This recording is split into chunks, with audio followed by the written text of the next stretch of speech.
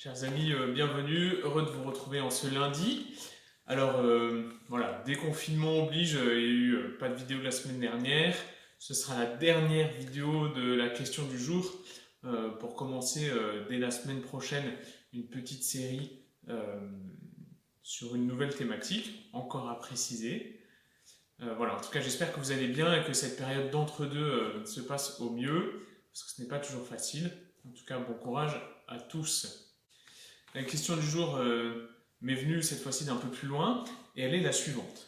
Si Dieu est tout-puissant, si Dieu est amour, alors pourquoi le mal? Peut-être même pourquoi a-t-il, lui, créé le mal? Alors c'est une immense question, et de nouveau en quelques minutes, il ne sera possible que d'aborder quelques pistes. Euh, En fait, je voudrais commencer par prendre l'inverse de la question, vous allez voir, commencer par renverser la question et essayer de la pousser un peu pour voir où ça nous mène. Ce qui me permettra de reprendre le fil de la question euh, et de voir en fait que du coup le récit de la Genèse dans ses premières pages a quelque chose à nous dire de très intéressant, et puis même plus fondamentalement toute la vie de Jésus rééclaire ce récit de la création et nous permet de voir que cette question en fait nous concerne tous et chacun dans notre quotidien. Alors faisons donc ce petit exercice de renverser la question. Bon, si le mal existe, ça veut dire que Dieu n'est pas tout puissant, ou qu'il n'est pas tout amour. Donc, s'il n'est pas tout puissant ou qu'il n'est pas tout amour, c'est qu'on évacue directement la question de Dieu. Dieu n'existe pas. En fait, en faisant cette hypothèse, le souci c'est que ça n'enlève pas la réalité que nous connaissons du mal et de la souffrance. Que ce soit le mal qui nous dépasse complètement, d'une catastrophe naturelle, d'une maladie, etc., ou celle dont nous pouvons nous faire l'expérience liée à une volonté d'homme, une méchanceté, une volonté de nuire. Quoi, voyez. Donc en fait, on se trouve un peu embêté parce qu'on a évacué la question de Dieu, mais la réalité du mal, on en fait toujours l'expérience. Et puis même, ça pourrait aller plus loin. Parce que si on évacue la question de Dieu, ça veut dire qu'on évacue aussi la question de la vie éternelle. Donc, une fois qu'on meurt, il n'y a rien après. Et donc, la question du jugement. Donc, ça veut donc dire qu'en fait, les plus grands affreux de la planète ont raison de faire ce qu'ils font parce qu'en fait, ils voudraient mieux en profiter maintenant parce que derrière, en fait, il n'y a rien, quoi. Cela nous pousserait donc à maximiser notre pouvoir, notre argent sur notre compte en banque ou les conquêtes que nous ferions. Enfin, vous voyez, en fait, finalement, évacuer la question de Dieu ne règle pas la question du mal. Alors attention, c'est pas parce qu'on ne l'a pas réglé que ça réhabilite immédiatement la question de Dieu. Mais en revanche, ça laisse une place pour écouter la cohérence du message de l'Église et du message biblique. Et bien c'est ce que je vous propose, du coup, de plonger dans ce récit biblique.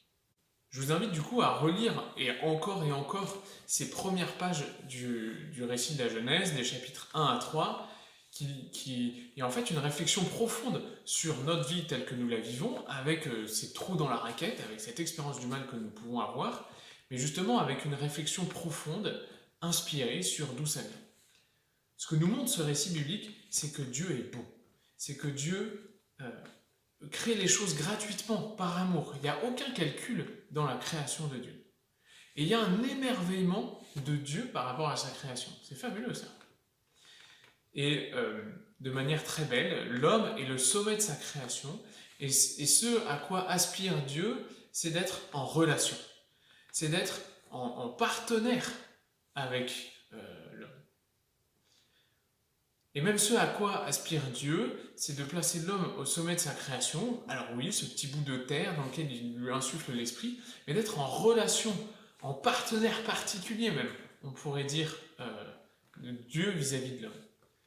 Et que cela suppose quoi? Cela suppose la liberté laissée à l'homme. Si l'homme n'est qu'une marionnette, on n'aura jamais une relation réelle, concrète, voilà, avec de la matière, quoi. Et cela suppose du coup de l'amour, tout simplement.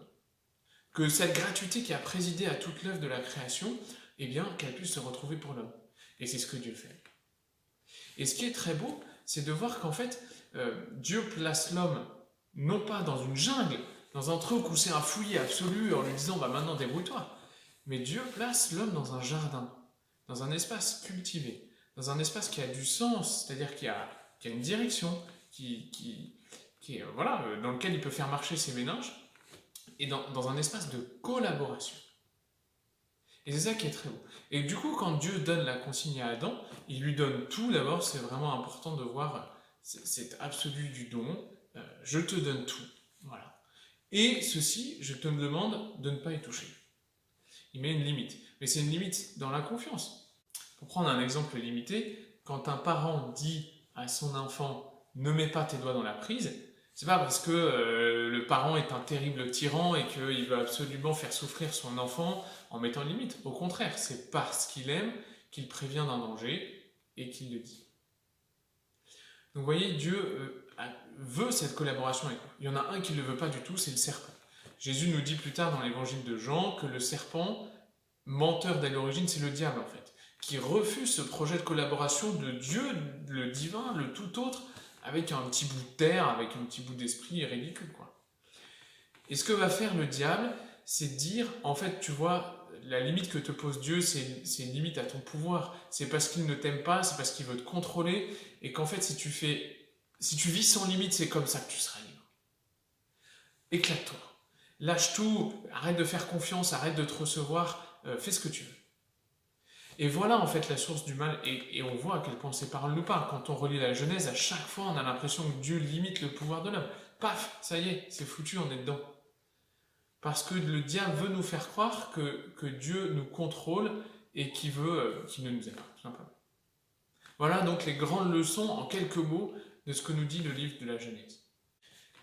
Quelles sont les leçons de la venue de Jésus? En fait, la venue de Jésus nous dit exactement le contraire du diable. Jésus est venu nous montrer que le chemin de la filiation est le chemin de la vie. Alors ça pourrait nous paraître vachement limité. Pétard, ce que Jésus n'a pu faire, ce n'est que ce que son Père a voulu qu'il fasse. Super. Mais en fait, justement, c'est ce qu'il faut que nous découvrions encore et toujours. Que c'est là la plénitude de la vie. Que le divin est à portée de main à partir du moment où je me reçois. Parce que ce qu'il se passe, c'est que je peux découvrir à quel point je suis aimé par le Père, d'une manière absolue, incommensurable, inimaginable. Et parce que je vais recevoir cet amour, je vais pouvoir le distribuer autour de moi. Et que c'est ça qui déploie notre vie. C'est ça qui fait de notre vie la vraie vie, comme dirait Big Flo et Oli. Vous voyez, c'est en fait quand je déploie ma vie aux dimensions de l'amour. Et le reste n'est que pacotille par rapport à ça. Et ce qui nous rend profondément heureux, c'est précisément ça. Il n'y a pas de plus grand amour que de donner sa vie pour ceux qu'on aime. Et en fait, le premier qui a imaginé ça, c'est Dieu. Et quand Jésus vient sur la terre, il vient nous montrer ce chemin. Et surtout, en fait, il vient le vivre pour nous. Il vient remporter ce combat jusqu'au bout, jusqu'à la mort sur la croix et jusqu'à la résurrection, cette vie nouvelle qu'il veut nous donner en partage. Et il vient nous la proposer en nous disant, est-ce que tu veux suivre ce chemin ?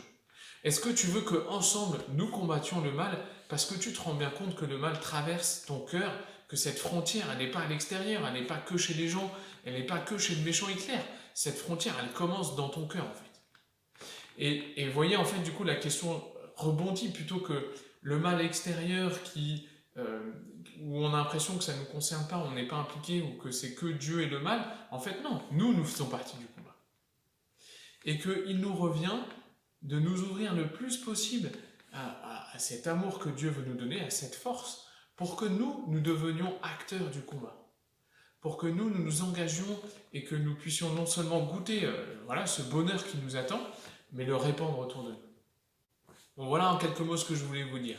On voit la question du mal, si ça nous sert seulement à évacuer la question de Dieu, on se retrouve dans une impasse.